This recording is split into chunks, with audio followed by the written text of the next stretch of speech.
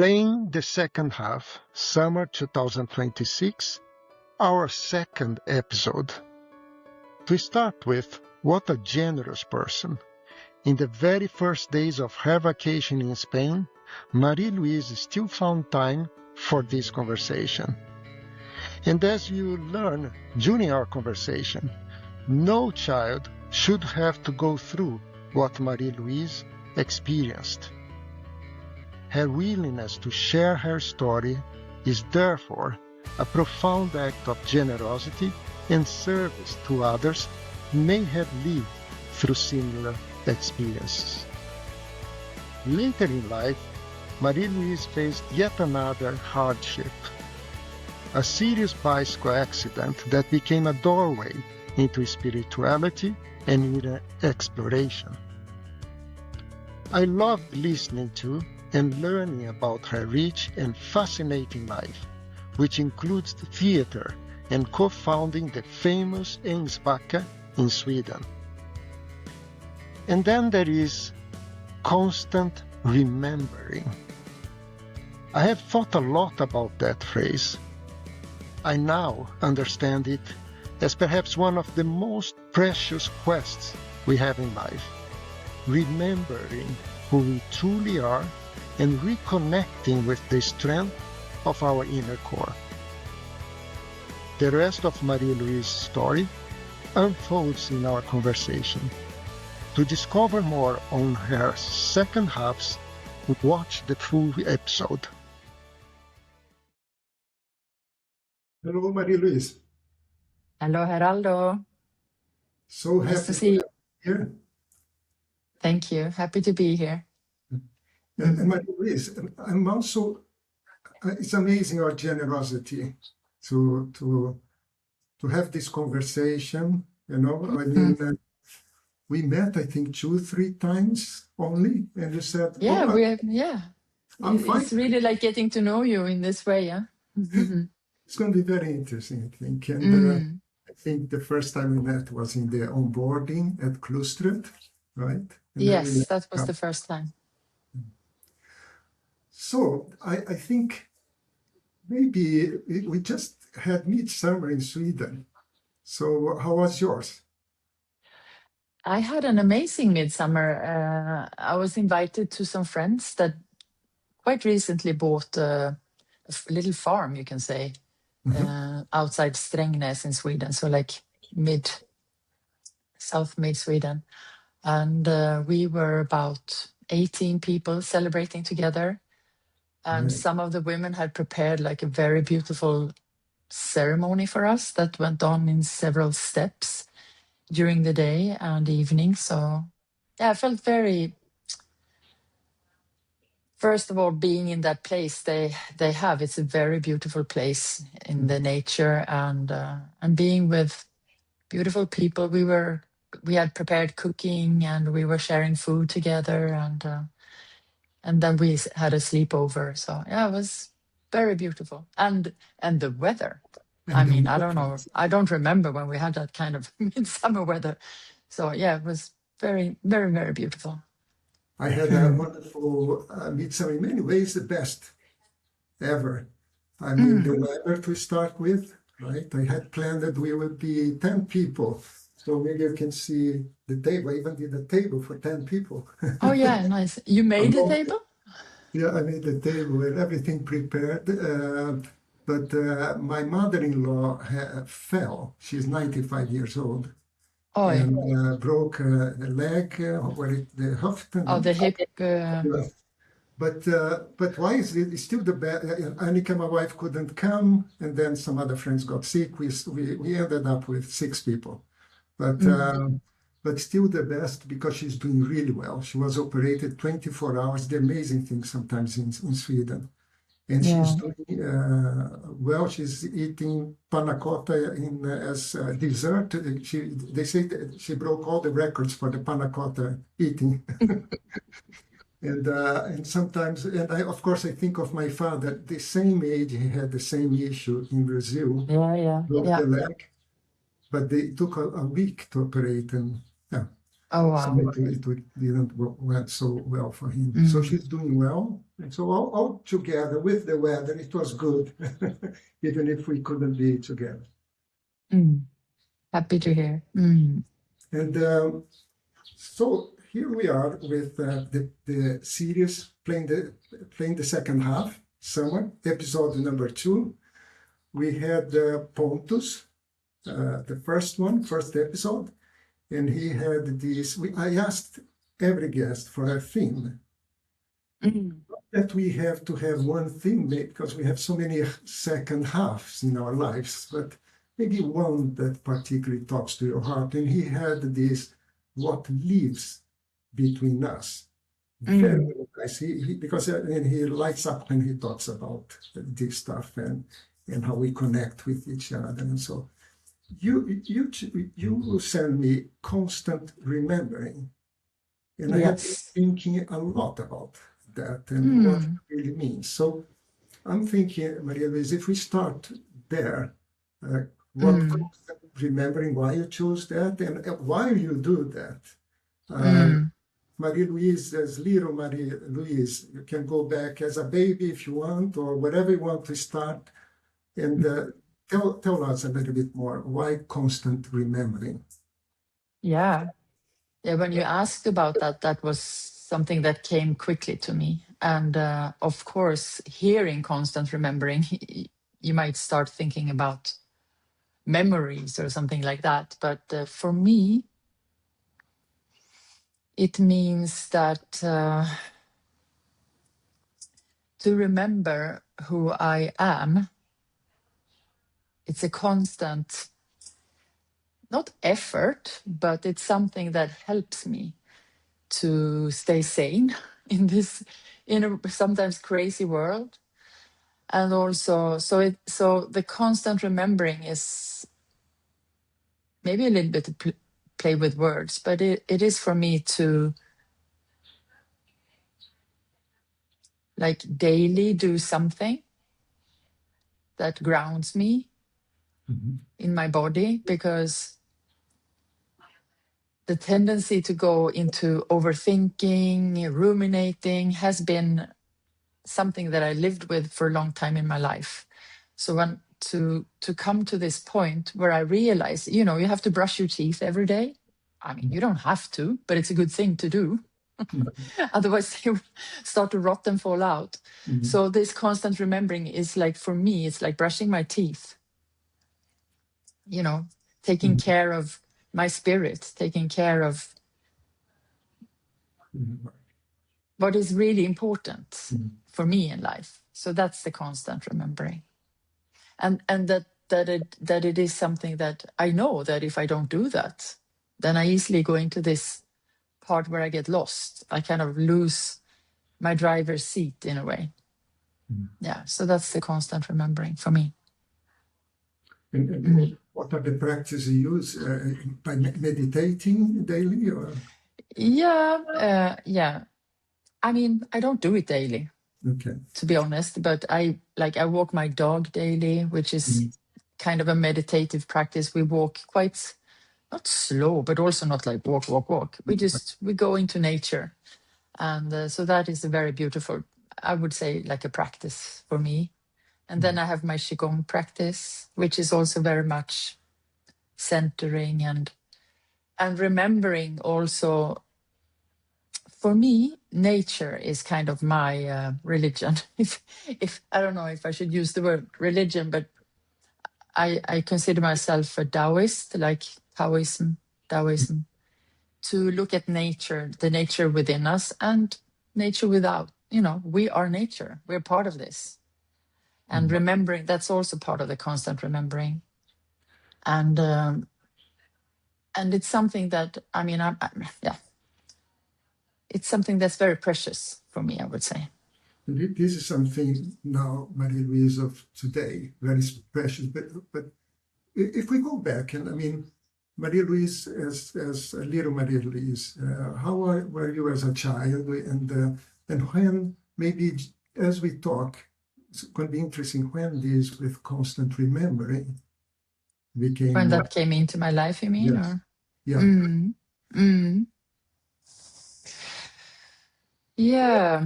Me as a child, I mean, I was born.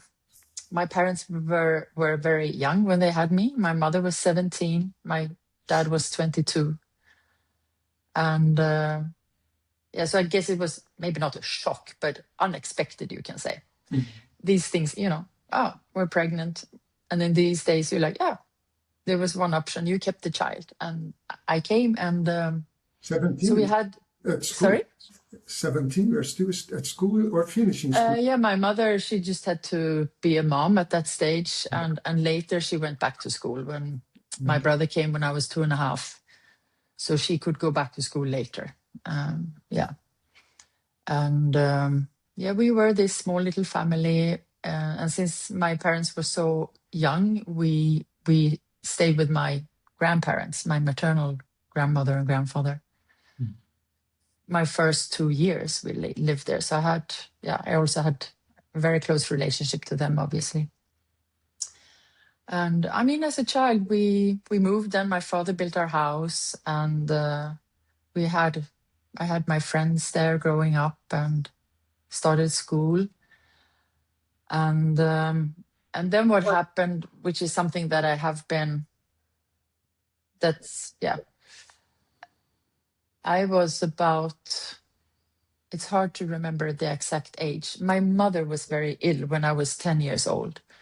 She had a tumor, and before they knew that it was benign, you know, she was, of course, very scared. And this is not something that, you know, kids at that time, you didn't talk to kids about these things, at least not in our family.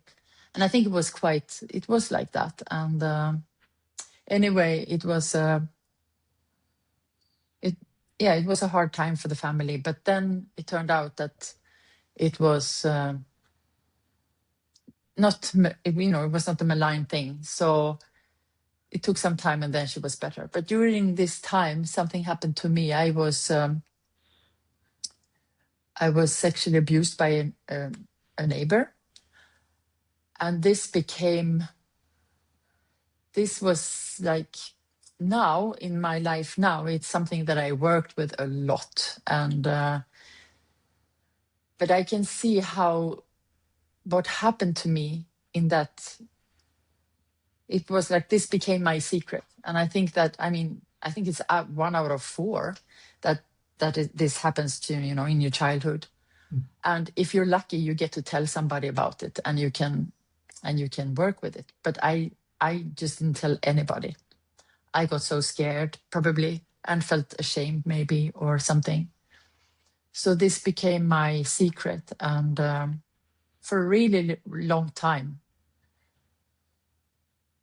And then I worked with it in therapy and such. And now I can see how this has impacted my life in ways where I get scared or feel intimidated. But I would say that now I'm, I don't know, in a good place. It's not the right thing to say, but yeah. It happened. And, you know, things that happened to us, I think the worst part of it was that I was alone with this story. That is actually yeah, exactly. Yeah. I was not aware of this number. 1 out of 4. This is. Yeah. It's very common, and this is something that I would like to. I mean, this is what I'm thinking about now when I'm an adult. That how. Yeah, it's sometimes hard to find words, but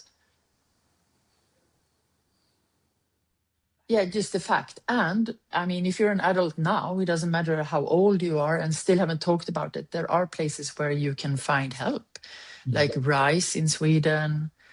There are many places, and obviously you can go to therapy, but there's also places that are actually working with these issues where you can get expert help with that. And so that's really good news, I think. It's never too late. It's never too late to deal with it.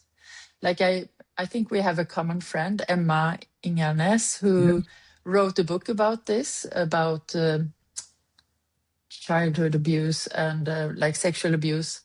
And she has this phrase, which I really like. It's like, it wasn't your fault, but it's your responsibility to take care of it, because it's in us. So it is like, and that doesn't mean that we take care of it alone. There's help outside to get. So I read her book. She has a summer house actually here in Magna.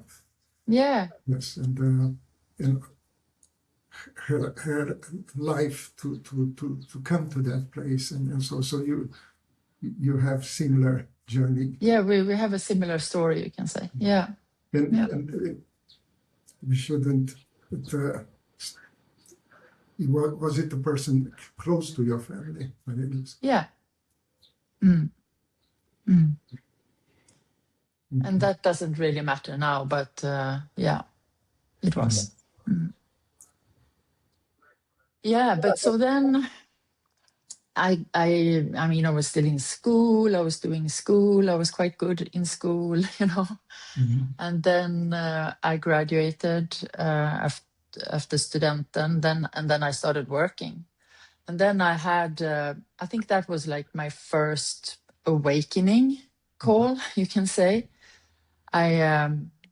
I mean, I had my work, and then in the weekends, me and my girlfriends, we went out partying. And one time we had been drinking. I took my bicycle to go home. I was living in Göteborg. That's where I grew up, in Gothenburg, or just outside Gothenburg. I grew up, but I was living in Gothenburg at that time. And I drive, and I go with my bicycle straight into the tram track. And then, you know, that's it. I fell so hard. And I broke my collarbone. That's actually all that happened to me. I hit my head also, but not like I didn't get like severe injury. But then this was my wake-up call. What am I doing with my life? What is this? You know, how can this happen? How can I be so reckless with myself? And then I started searching for. I started doing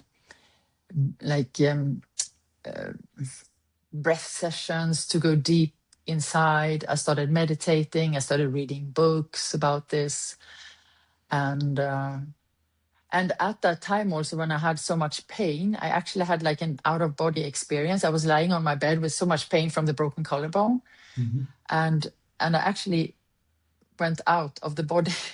Right. Yeah. So that was also, what is happening now? What is this? What is this leaving? What is happening? There was the body, and there was something else. So that also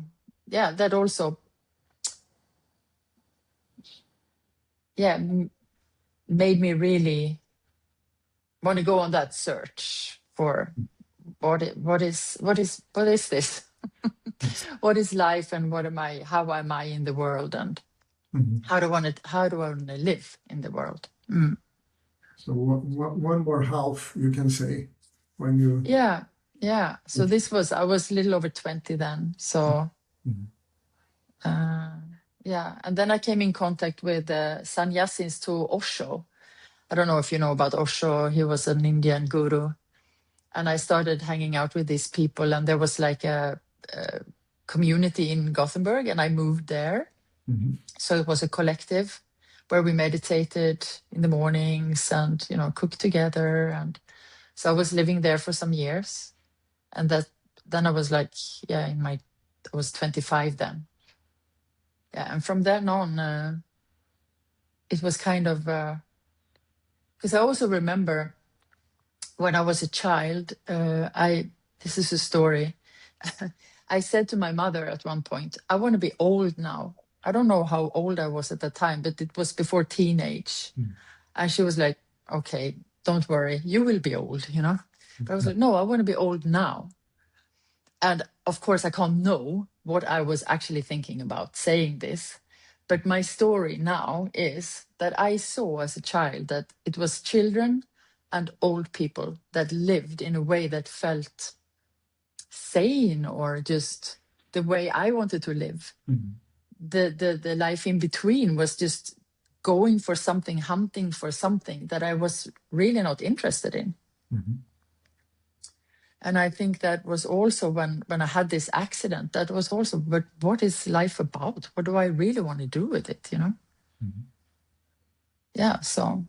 And was it then constant remembering? Maybe this is the start of maybe? I would say, yeah, probably. Yeah, and then I keep forgetting, remembering, Mm. you know. Mm. Mm. So, and you later on you studied, right, at the University of Yeah, Stockholm. yeah. But that was much later when I actually decided that I wanted to have like more of a formal education. Yeah. Mm. So I started to become a teacher. Yes. If I go back a little bit to Emma and her book, right? I mean, for her, I think it took like 30 years to fully find herself. So this bike accident and your life, I guess that constant remembering was there even earlier, because I mean, it's something that shouldn't happen to any child, right? Mm. And Yeah. so tell how then you found spirituality, you can say, after this accident, right? Yes. India Yeah. and so, and how does it reflect up to today? Because I know that you, for instance, I need to do some research. You are one of the founders of something so amazing as Ängsbacka, right? The founders. And when Yeah. did this come in place? And so I don't know, Yeah. jump in some steps here, Marie-Louise. Yeah. So I moved into this collective in Gothenburg that was based on Osho sannyasins, you can say. And and I went to theater school at the same time as I was living there in Gothenburg, or just outside Gothenburg. And then, as it happened, I went to like a breath workshop weekend up in Skeppsudden, which is just outside Norrköping. And then, as I was there, I was offered to come and work there for a year. And I did. And during that time, I met up with these people that later became my fellow friends starting Ängsbacka, because it was actually midsummer, must have been midsummer 1994. We were celebrating midsummer together at this other course place, Skeppsudden.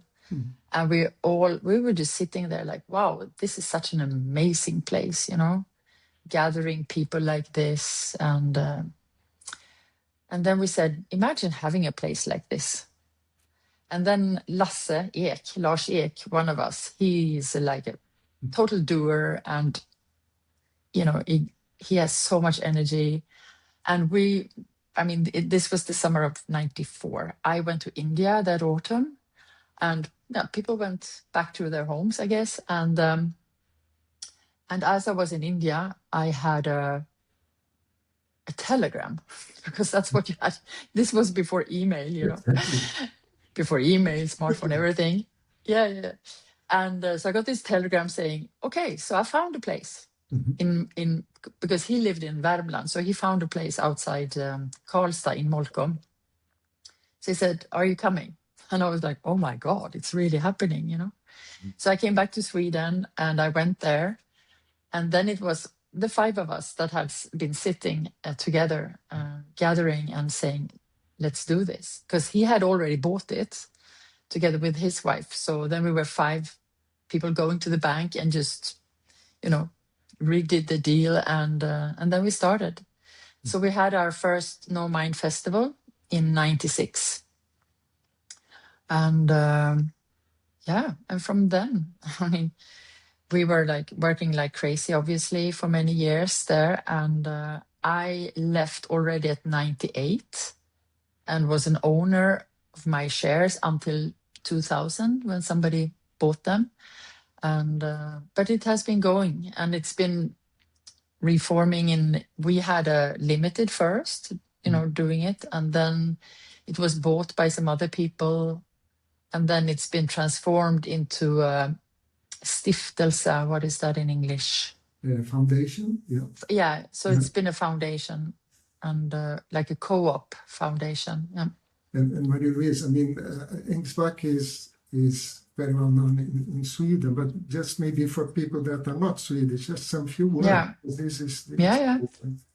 What is Ängsbacka? Yeah, Ängsbacka, it's a community, and it is also a course place. So there's a quite big community living there, taking care of it, and some people are paid for working there, obviously. And then in the summers especially, there are festivals. And the No Mind is the first one. But then there are like festivals where you can explore your sexuality, yoga, there's dance festivals. Many, many interesting things that people do together, that you can explore there. And in the summer, you can also come as a volunteer to take part and be part of everything that's happening there. Yeah, it's quite amazing. And it's very beautifully situated in nature, just outside this little village, Molkom. And people come from all over the world, in the summer to be part of this. So this year, we have in the beginning of July a 30-year celebration. Yeah. And we were laughing, like, will people come with their straw, like... because everyone aged, obviously. Exactly. Yeah, but it's going to be a very beautiful reunion of people who were there from the beginning, and yeah. So it's going to be now in July. Yes. Okay. From 2nd to 4th of July. Yeah. Then in terms of career, you help leaders, many others. Tell me a little bit more of the professional. Yeah, in Gro, I am mainly doing our administration, I would say. Sometimes I'm part of some leadership programs, but on a regular basis, that's not what I do. So for me in Gro, it's more the administration. And then I'm involved with Klustret and the theater that we do. Yes. And I'm also starting the Zen coaching. So for me, it's not that much. That's more Pontus's part, I would say, of, yeah. And the theater is playback theater, so it's not any... Yes. Yeah. I think many know what's playback theater, and then... and Zen coaching, tell everything, because this I maybe know a little bit the concept, but... Yeah, but I can start with playback theater, because when I met Pontus in 2005, we both found out that we had seen Theater X, and he had actually already used them in some setting with a group, with a management group or something like that, and I had seen an open performance, and then we knew that they were having or giving like a core training in the summer of 2006, so we took that training. And I immediately fell in love with actually because I had theater background, and so had Pontus. So for 4 days we were in this training, and I said to the leaders of the group, who were also part of Theater X, that I would love to be part of your group. Tell me how I can be that. And this is also like a funny story, because this is something I've been doing in my life. I kind of paint a picture, and where I see a picture, this is what I would like to be part of, and I kind of paint myself into that picture, and then suddenly I'm in it. And so I said I would like to be part of the group, and she said, well, in the autumn when we meet together again, we will talk about it, and I will get back to you, and then we'll take you in an internship for like a year, and you will practice with us, if this will happen. So I was like, wow, this will happen. And I went to Ängsbacka, actually, because this was like years later at Ängsbacka. I went for the No Mind Festival as a participant. And there were some other impro happening there. And I saw it in the evening and I liked it and such. And then the next day I met the guys from the group and I said, "Oh, you're doing improv. I'm doing playback theater because I did the training, you know, I'm part of Theater X." And then one of them said, "Oh, that's great. Jürgen, who's playing with us now, he's also part of Theater X. He's here." And I was like, "Oh my God, what did I just do?" Then the next day I was in the food line and I feel somebody tapping my back and I'm like, "Yes." And he says, "Hello, I'm Jürgen. I hear you're part of Theater X." And I had that moment like, oh my God, please open the ground and swallow me so I get out of this embarrassing situation. And then I said, "Yeah, I was part of the training and I'm hoping to be part of the group." And he was like, "Oh, I would love that. That would be so much fun."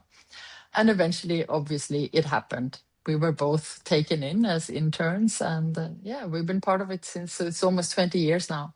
A really, really long time. And for those who don't know, playback theater is improvised theater, but it's based on the audience actual stories, your life stories. Yes. So if it's an open performance, we work with a theme. I mean, we work with themes like Memento Mori. Yeah, it can be anything. And yeah. So it is, let's say, I have been in some improv as part of sometimes leadership programs that the person, you have to come up and say something and be part of some improvisation. But here you're looking, but it's the stories that comes from the public. Yeah, so you can say that in this form, the audience is taking care of the script only. So you tell your story and your story become our script. Okay. And then we turn it into something poetic, musical. We sing a lot and yeah, it's a very beautiful and it's the thing that in the audience, if it's an open performance, we invite people to talk to each other, like talk to somebody you don't know from before and talk on this topic. And mostly, so yeah, one of the devices of playback theater is building communities of understanding within and without, so that we realize that we're not that different, you know. So it's a very community building tool. I love it a lot. And Zen coaching then, how do yeah, Zen coaching. Yeah, for me, the way I see life is, and it's not only me, obviously, but this is what resonates with me, that we are born here and in that moment we're just totally open and life is coming through us, you know. And then we have all our ancestors also coming in from the past. So we're so influenced by many things, and we have it in our upbringing and in school, and we're like we get packed, you know, become those little packages of personalities. And these personalities, we have the tendency to get stuck sometimes in things, you know. And for me, Zen coaching is the way of, you know, getting through those stops, like you do in therapy too. But it's a little bit different because it's not therapy. It's more just learning to, or understanding that sometimes I get like blocked. And obviously these can stem from a really, really long time, and you might also need therapy for that. But it's also to, when you can hold a block like that and make it almost evaporize, or it can be a feeling. Most of the times it is a feeling, and just hold that feeling, be with it. And then what happens is that we come into our true essence that we are born with, which is like strength, is trust, it is generosity, curiosity, those things that are just natural for us. Yes. But we forget it. So for me, it's like, it's a way of understanding why I feel blocked, and to practice unblocking, you can say. I don't know if it makes sense when I talk about it Very like this, much. but And for me, it's in a nutshell, constant remember, isn't it? exactly. I mean, I would say it's like a method. It's like a method for constant remembering, that to just have those glimpses. Oh my God, there's so much more here, and this is my true nature. yes. This other thing is it's also me, but it's what I become, and it's what's inherited, and it's what I become in this life. And sometimes I use it, of course, you use this part of you for things and such, but to more remember who I am in my true essence, which is more natural. And again, this is what I think I saw as a child, like it's easy. We're there when we're children, and then we forget for a really long time. And then we remember again when we're old, because we don't have to perform so much. And so it's when we get lost in the performance of this Marie-Louise Larsson, that can be very, very painful. Yeah. I think it's beautiful to see this as a practice for, how to say, to come to your true self, right? And remember again yours, Yeah. who you are. And so when you start to have doubts, and really good, I think. But I'm thinking, when you talk about all these feelings, trust, community, the feeling of curiosity, and all these things that are so good. So two things that come up in my mind is, and to be very honest, that I struggle very much myself with, is forgiveness and anger. So if we start with forgiveness, actually in Pontus' conversation, so he brought up forgiveness as so important that now in the new IDG, Inner Development Goals framework, it has been taken as one skill, one quality that is so important for us to try to get this word better, forgiveness. And then anger, I mean, you have, if I talk personally, I have an issue. Anger for me is very good. It's the way for me to capture things, to get going when things are not really okay. And I found comfort, among others. There is this article from Professor Hitendra Vatwa that I have been associated with previously at Ericsson in different courses. It comes from Columbia University. He wrote this beautiful article called The Wrath of a Great Leader. So he talks about a person like Martin Luther King that was very much trying to get things together, right, as a society, but internally he was fighting a lot of anger. Right? So yeah, for good reason. Yeah. How is it, these two things for you, Marie-Louise, especially consider what happened to you as a little child, forgiveness and anger? Yeah.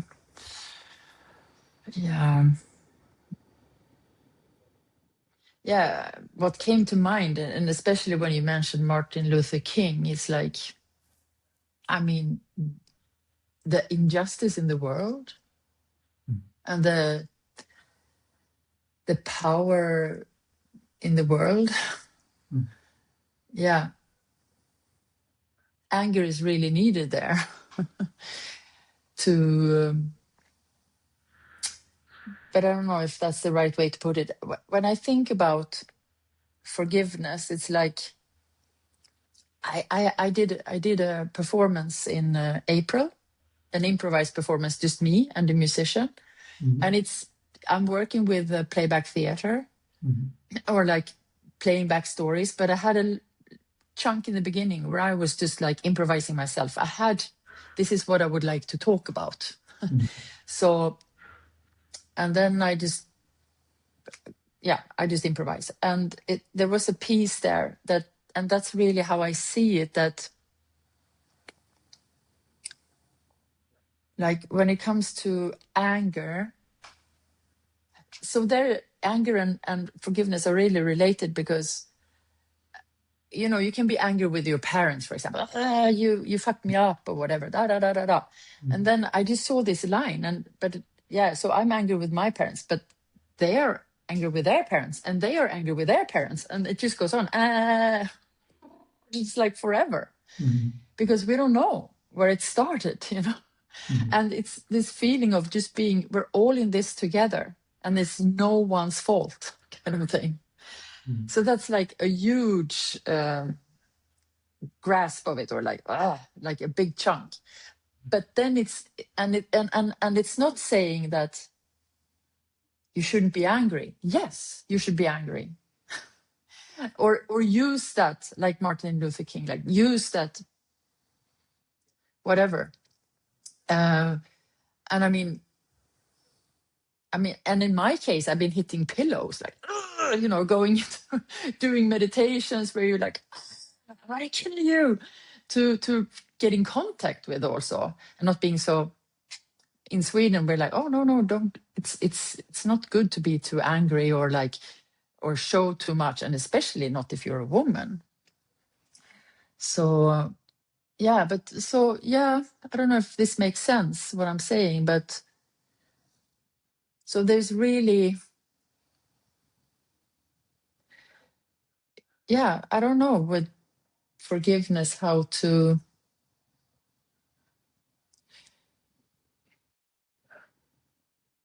because it's not like saying it's okay. You don't say it's okay that this happened, but whose fault is it really? I'm really that big in my conception of things. That's where I am right now. Like, what happened to me as a child had probably happened to that person, and to it's just a chain of things that never ends. So how do we do this? And I'm sitting here talking about abuse in my childhood. There are people who get abused every day just for having a color of their skin. So who am I to talk, in a way? But it's my life and it's my story. But I put so well, Marie-Louise, especially this anger that can go, and I think that's what Pontus means, and the IDG is so important because of the polarization we have in the world, right? For me, anger still works in a way that if it doesn't consume me, but if it gives me energy for something. Yeah. But of course, the limits of anger or hatred and all these we need to be, of course, very careful, right? The book from Emma, I think even the title I had very difficult in the beginning, very difficult with the title of the book, because the title, if I recall, woundfulness, right? It's like it's because she puts like it's your duty, right? But I think then back to forgiveness, I think also as Pontus brought up, and you, is like forgive yourself. Because in some ways, I think the 30 years that she had of struggles was these 30 years to find that she had to forgive herself. It was a while I read the book, right? And she listens to, I hope I'm not misquoting here, but I think this is maybe the most important. But it shouldn't be anything that we force. No. It happens when we are prepared for that. And if I look at myself, what I can forgive myself for is being hard to myself. That's what I don't like. And this is also something I inherited, I can see in my family lineage, especially from my father's side, maybe. But that I can forgive, that I've been so hard to myself.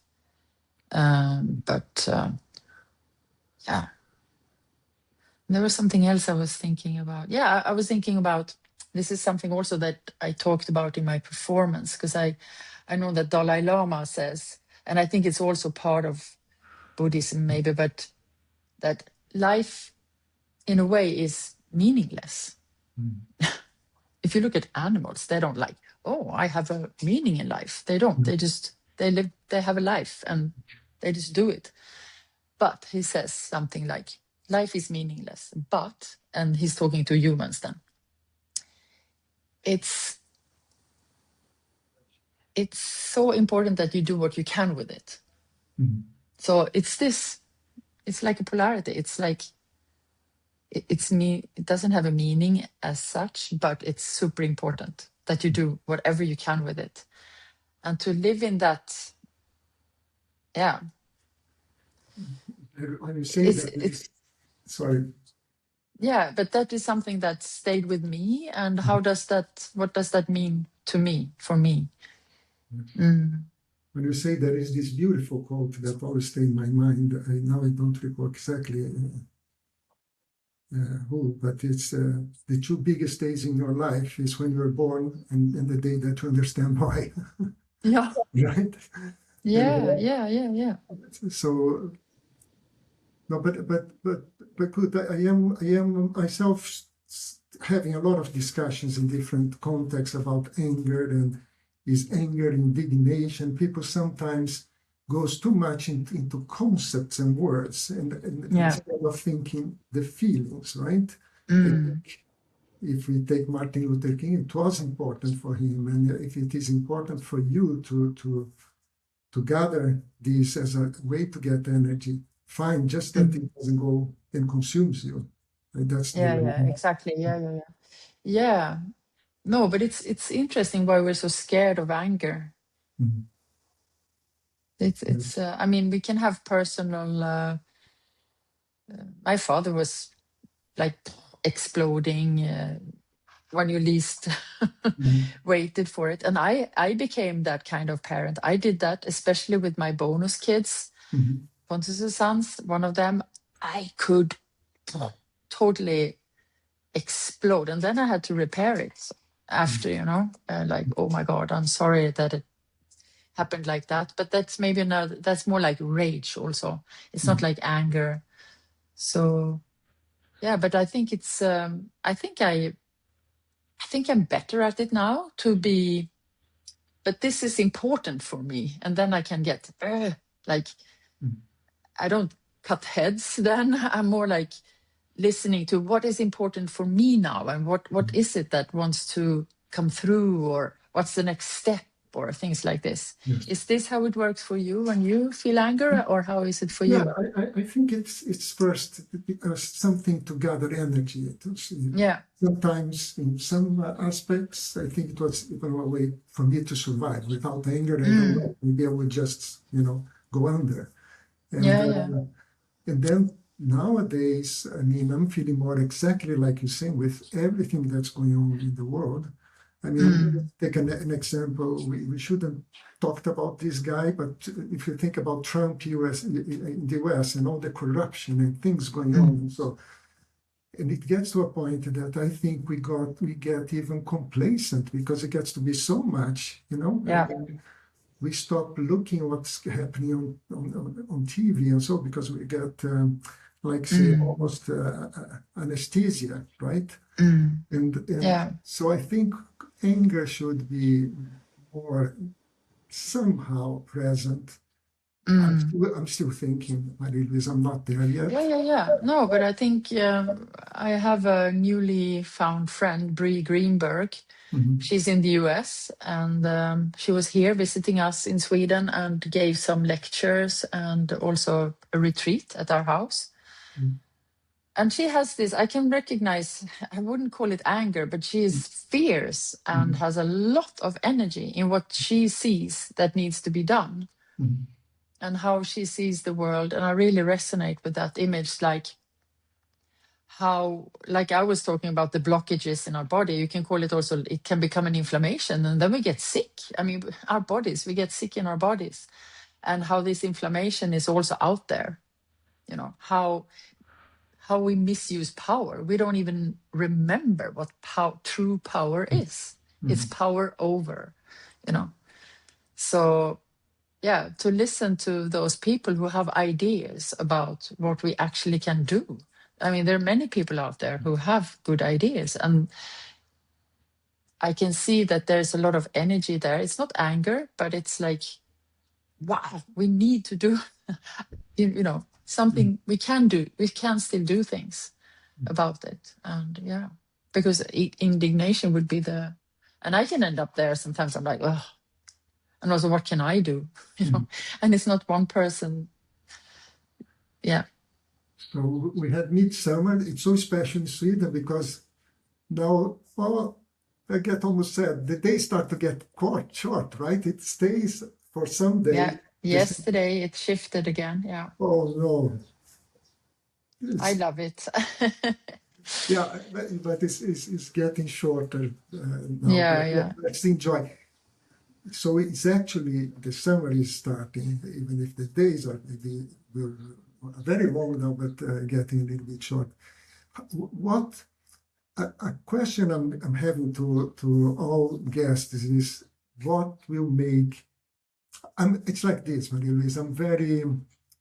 Maybe I'm getting old and nostalgic, but I'm very much into this with time, how we use our time, right?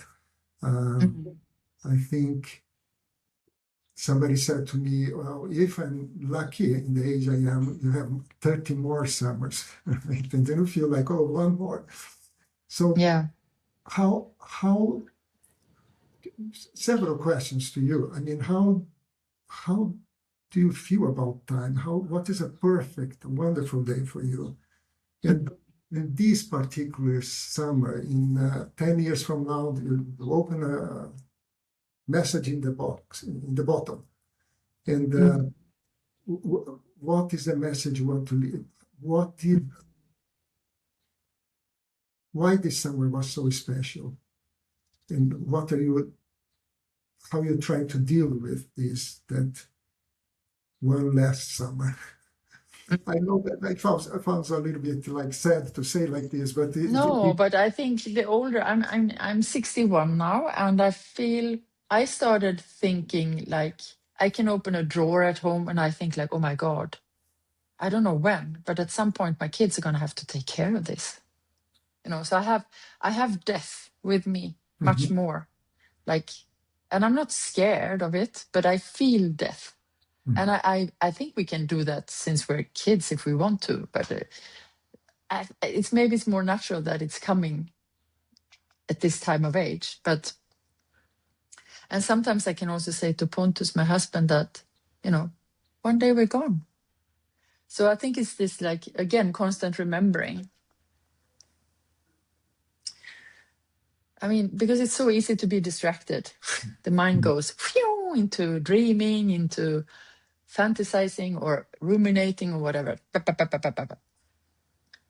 But maybe trying to be, or at least wanting to be more present and to remember, to enjoy more also. Like now this morning, I'm here in my house in Spain. We're here together. And I took a swim in the ocean. And you have to the waves are not very, very strong, but they're still there. And the current is a little bit strong. So I learned now to like read the waves, where to go in, like wait for, and over there looks a little bit more calmer right now. So I'm like reading so I think because I consider, like I said, I'm a Taoist, and I also forget that. But when I remember to be part of nature, that is really when I feel most alive. Now I'm not. I have a dog at home to spend time with him. Also, with animals and in nature most of all. So this will be the summer 2026, close to nature, taking care of the time. Yeah. When you said your age, 61, do you consider retiring? I can tell to myself it's the best period, Yeah. but I talk to myself. Yeah, of course I will retire at some point, I guess, at least start cashing out the money. But I like the theater, it's like my solo performances is like they are just coming alive. I feel I could do that for a really long time, as I enjoy it so much. And it's not about money. It's not about, it's about being in that, yeah, it's like a force of nature that comes through me, like improvising. I have something that I want to talk about, but it's improvised.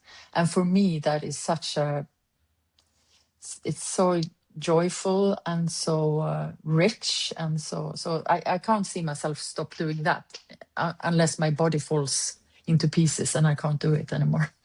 This is wonderful because, you know, you shine when you talk about theater right now, and when you talk at Ängsbacka in the queue, when you talked about Theater X. Yeah, exactly. You literally shines, and so I see your passion. It's like not pensioner, but in Swedish, passioner. Passioner, exactly. I will continue being a passioner. Exactly. Yeah. Marie-Louise, I know that you're calling. We're having this interview here when I'm in Skåne, but you're calling from your vacation in Spain. I mean, this is, so thankful for you taking a precious vacation. So I guess I'm between you and the sea and swimming now. Yes, I will go back soon. Anything that we did not say that, so we don't feel like we missed out on something? Yes, and we said, oh, that I didn't.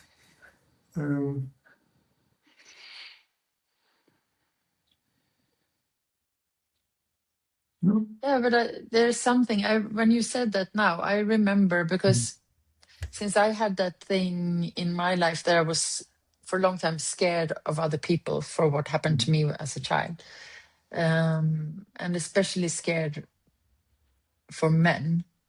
I'm not anymore in that sense. And now when you ask that, I'm reminded how precious it is to have conversations like this.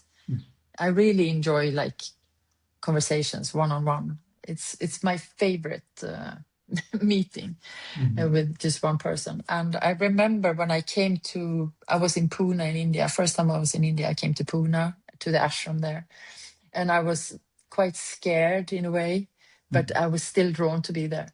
And I had this, I was at the German bakery, a very famous bakery outside the ashram. And I meet this man, I think he was maybe Swiss, could have been German too, I don't remember now. He was maybe 15, 20 years older than me. And we just sat there and talked and about life and very beautiful talk. And at that moment, I felt my belly relax as it hadn't with a human being speaking. And I was like, wow, this is something about... so I was, again, constant remembering, but in the sense of remembering something very a beautiful memory of feeling at home in my body together with another human being. That was like, wow, for me. Marie-Louise, thank you that you brought this up, because I think, make yourself vulnerable as you did in this interview. I mean, these are things that you don't talk to anybody, and now it's on tape and we record. Yeah. But I'm so sure that that your life right now, for people that will be listening that have been in the same or similar situations, will be an amazing source of inspiration. Yeah, maybe it can. Yeah, I hope so. Yeah, because it's never too late. You can always do it. Yeah. Thank you so much.